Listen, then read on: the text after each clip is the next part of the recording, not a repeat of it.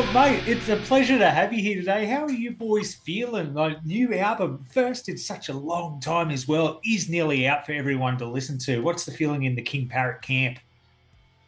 Yeah, it's great, man. We've been it's been a bit of a long campaign, putting out some singles and videos and stuff like that. But it's going to be nice for it to finally just sort of drop and be out on the 6th of June. But everything's going well. We did some shows a couple of weeks ago. We played in Warrnambool and Bendigo, and they were great. Bendigo sold out, which was awesome. And we've got a new drummer, Max Dangerfield. He's going amazing, and we're off to Townsville and Mackay this weekend.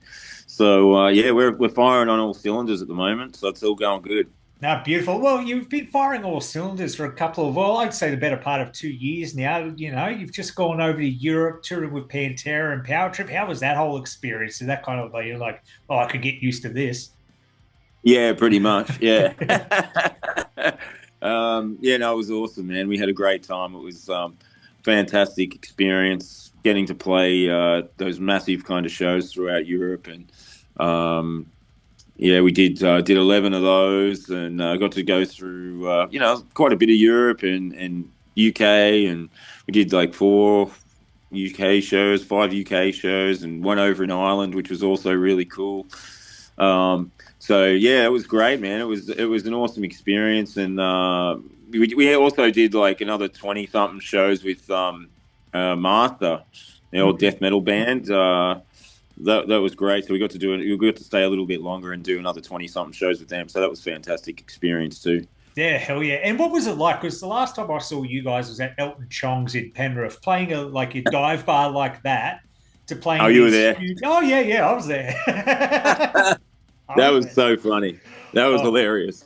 oh, what a place, man. That place is just like the energy that comes out of that. If you wanted to describe Penrith to people or that whole area of New South Wales, Elton Chong's is the place to go for that. And bloody hell, you guys, I don't think I've ever been to a concert so loud either. Jesus. It was ridiculous. Yeah, that was it was kind of sketchy, but it was fun. It was fun. We had a great time. It was cool to just to do it. Like we don't often get to play shows like that small Yeah. uh, anymore. But it was like when the opportunity came up, we were just like, well, let's just go and do it, man. Let's go and have some fun and do it. So it's not like we haven't done those shows a lot in the past because we have, but yeah, like getting the opportunity to do something like that was really fun. It was cool, and it was it was pretty damn dangerous actually, but Yeah. it was cool.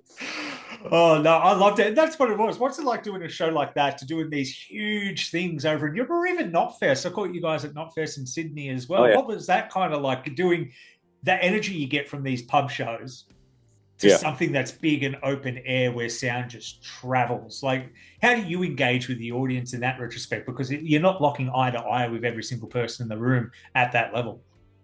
No, that's right. So I mean, I guess it's just one of those things where you just got to adapt to the environment. I really like being that close to the audience because you really feel the energy of the audience when you're in those smaller shows, and that's really cool. And I guess more like when you're playing those bigger shows, it's more like a performance kind of thing. It's Mm, more, like people are standing back and watching you kind of thing. So, I mean, there's always a bit of a mosh pit going on, but there's always like that many more people and all that sort of thing. So it's a totally different thing. But I like both aspects. It's totally, I don't mind either way. It's totally fine. yeah, that's the beauty of it as well. And how's it been like playing some of the new tracks out there? Because I've had a chance to listen to the whole album, and like, excuse my language, but fuck me, you guys have done a great job on this. I think people are going to be very, very surprised once they get their hands on it. Oh, thank you, man. Yeah, we're really happy with the outcome. I think it's definitely our best, most polished, and Mm. but it sounds it's kind of hard to say. It sounds polished and it sounds super like pro, I guess, but it's also probably our most brutal record, if Yeah. that makes sense. Like by far, it's the most brutal thing we've done. I think it's just punishing from start to finish. The whole, but it's also there's all those aspects and things that we kind of like to incorporate in our sound it's not just straight up like grindcore or thrash or death metal stuff. There's lots of different elements and aspects to it all. So we get to, we've been lucky in the sense that we've kind of always had our sound. Mm. Um, and we've always kind of it's always kind of sounded like us from the first record or the first EP or whatever. So we've been like lucky in that sense. But I think by far the way that we kind of, we did a lot of pre-production, we did a lot of work getting it to where it got to in the end. And I think you can hear that it's been a labor of love. Yeah. And you've done a good job because you can be too perfect on records sometimes where this does sound fantastic. Like through these headphones, it just rips. But at the same time, it still feels brutal and pissed off. You've still got that live energy in the Yeah, recording, which I feel some bands, and like it happens sometimes in the mixing process, things can be heavy and brutal and fast, yeah, but they don't have that live energy in it. And that's what I really right. appreciate about this. It still feels like, oh, I better watch out when I'm listening to this because it feels like I'm in the middle of a mosh pit and the fist is going to crack me in the side of the head in a second. It's got that energy to it. Right, mission accomplished then, right? You're doing great. And talking about the work that goes into it, you guys have always done great music videos, but fuck you and the horse you rode in on, I think takes the cake. I remember sitting down. I'm one of those YouTubers that does the reactions. I did a reaction to that Oh yeah. one, blind too. I didn't watch it at all beforehand. And I'm sitting here going, okay, this is very different to what my audience is expecting. And then as it kept going on and going down the toilet, and I was like, fuck, everyone loved it though. Everyone thought, what the fuck did I just watch? This is great. What was it? What goes through your guys' mind when putting something like that together? Well, yeah.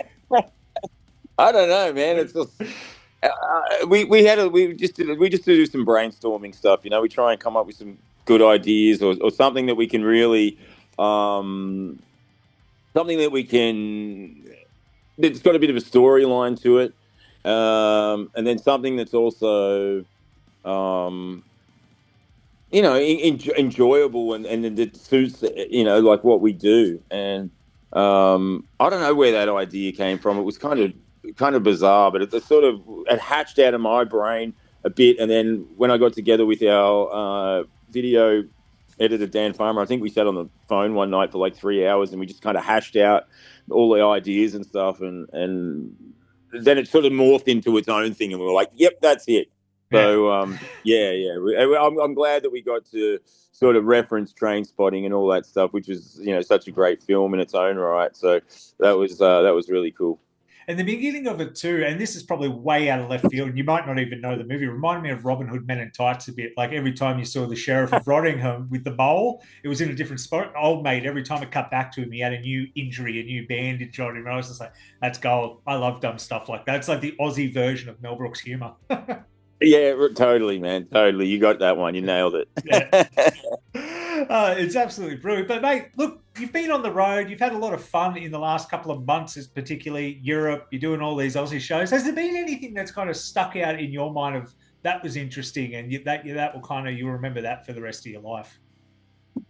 Well, yeah, I mean, there's definitely a lot of aspects that of doing the Europe tour that will be memorable for the rest of our lives. I mean, we got to play at Wembley and was sold out, and there was a lot of the, I guess, London heavy metal community there that was, it just sort of felt kind of bizarre, It was just like, we're playing at Wembley with Pantera and it sold out, and it's like it was just a crazy experience. So that's something that'll stick with us forever. And I think the other aspects of just like getting to play like cool shows like that, like the other shows that we played there in Italy and Paris and all of that sort of stuff were huge as well. So I mean, yeah, that whole I mean, I can't sort of pick one exact moment, but it was all just a crazy thing that we'll always remember for sure.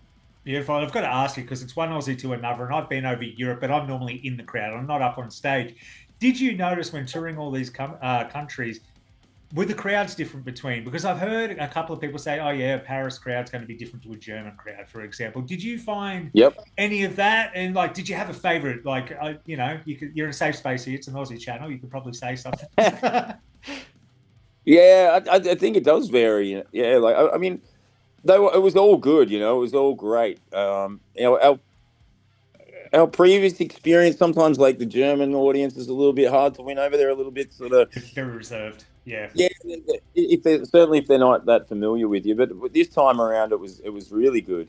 In Germany, and the Italian crowd was amazing, and Paris, yeah, sometimes it can be a little tough. Yeah. Um, but I found that the UK and Ireland specifically was awesome. That was my memory. I think the venue in Ireland was really really cool, and we've played over there a few times before, and got some friends over there as well. So it was really cool to get back over there, because it sort of sometimes gets left off the touring schedule for a lot of bands, and it just felt like there was a lot of anticipation for that show in particular. So that was probably my favourite show of the two, the Ireland one in Dublin. It's kind of one of those things. You're right. It's the countries and the towns and the cities that get left off tours are normally some of the best, because they're like, finally, someone's coming down here. Let's go out. Let's fucking just lose our minds out here. So yeah, you're not wrong. I think that's why a lot of bands like touring down here. It's kind of like, oh, Yeah. you've traveled all this way. I bet that's one thing you don't miss though, is that long flight over there. Did you get used to that? And the flight isn't much fun. No. Yeah, the flight's not much fun. I think it's. I mean, it's not as bad when you're going over there. It's probably worse when you're coming back, because it just sort of feels like it drags, and it's all over, So, but yeah, no, it is what it is, and it's a necessary evil.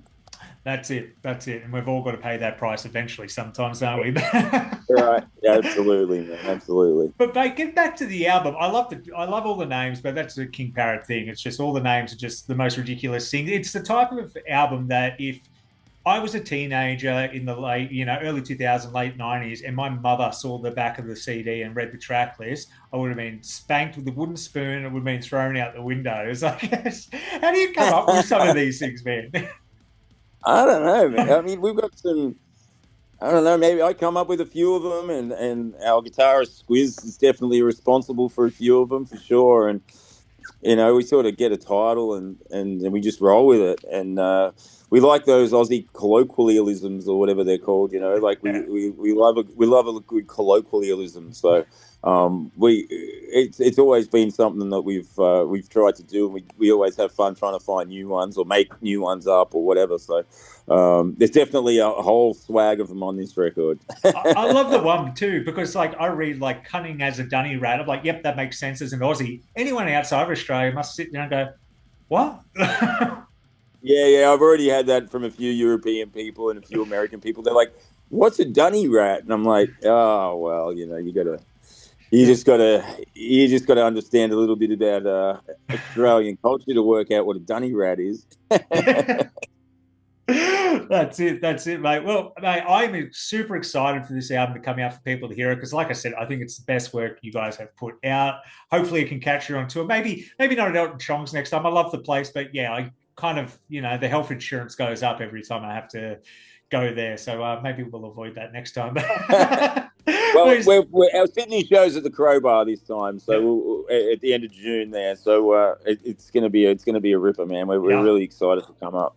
And they've just done those upgrades to the Crowbar as well. So perfect timing Oh, to they go have. there. Yeah, it's great now. Like I used to be there and like, this is a good venue. Now it's a great venue. So yeah, killer time. Excellent. Killer time. But mate, I cannot wait. Is there anything you want to say to the fans out there before I let you go tonight?